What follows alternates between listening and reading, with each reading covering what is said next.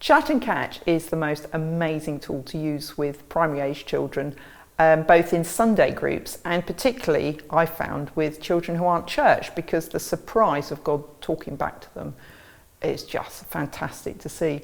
We've got a whole training document on the website, as well as some longer videos on how to train your team in Chat and Catch. But I thought it might be useful to share with you my experience of what it looks like in practice. So with a group who maybe hadn't done Chat and Catch before, or where some people are unfamiliar with it, I'd probably start by just reminding them about chatting, about how we chat with our friends, and particularly how dull it is if our friends don't answer back. And that in a conversation we expect to hear from the other person, and we make space for that. And we talk about how God's promised in the Bible that when we ask him something, he'll reply. There's verses like Jeremiah 33:3 are really useful for that. And then I explain what we're going to do.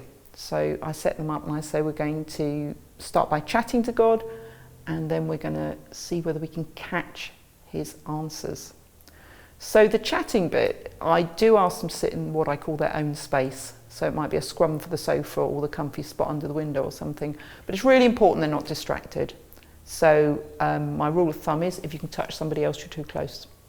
I also say that you don't have to take part. So if you can just watch, that's absolutely fine, but don't distract anybody else. So either sit quietly where you are, you might want to come and sit over here. And I suggest they might want to close their eyes, not because there's anything magic about closing your eyes, but just so they can just focus a little bit and not get distracted. And we start with a series of really easy things for them to chat to God about in their head. So it's a list really. I say, I'm going to tell you something to tell God about, and then when you finish, thumbs up, so I know that you're ready for the next one. So we start with some really simple things like, tell God your favourite colour. Tell God something you ate today. Tell God a joke. They love that one. And we weave into that then some quite profound things like, tell God somebody who made you sad. Tell God something about your family you'd like to change. And so you kind of list maybe 10 things and they get the idea. And the idea of that is that you mix in the trivial with the profound. So they begin to understand you can chat to God about literally anything, even your deepest fears. So then after that we group and I say, how was that? You know, how was chatting to God? If this is their first time, or they haven't done it very often, so they say, I didn't know you could tell God a joke. Well, it was okay. And then I say, now we're going to make space to catch from God.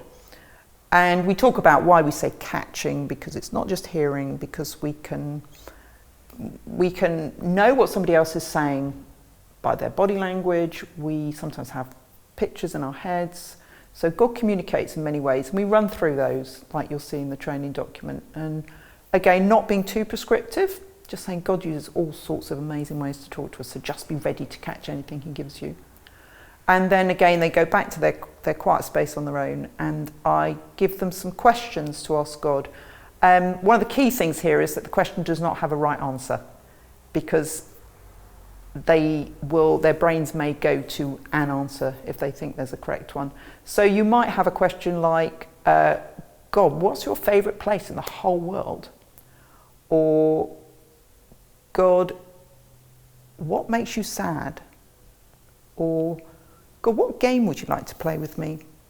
So very often with this age group, they love writing down their answers or drawing pictures. It's much easier for them sometimes than articulating everything.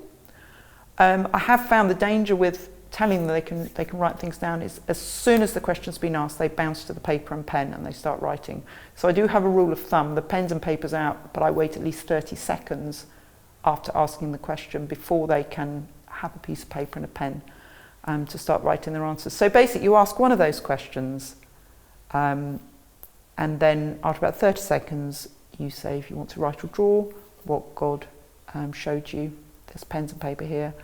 And then when I sense that the group has kind of are beginning to disengage, maybe after a couple of minutes or something, I round it up with the instruction that if you and God are still chatting and catching, that's fine. If you're still writing down, that's fine. And ask for a bit of feedback. And again, it's not because we want success, it's because, you know, sometimes the kids want to share, but emphasising too that sometimes what God and you stays just between God and you. So very often that brings surprises. Sometimes you get kids who say, I didn't catch anything. And it's really important to remind them that the learning to discern somebody's voice, learning to recognise a voice is a journey. Sometimes we don't always know a new person's voice.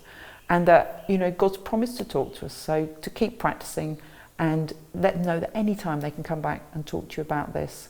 And that, we're all on a journey of learning to chat and catch, and that's fine.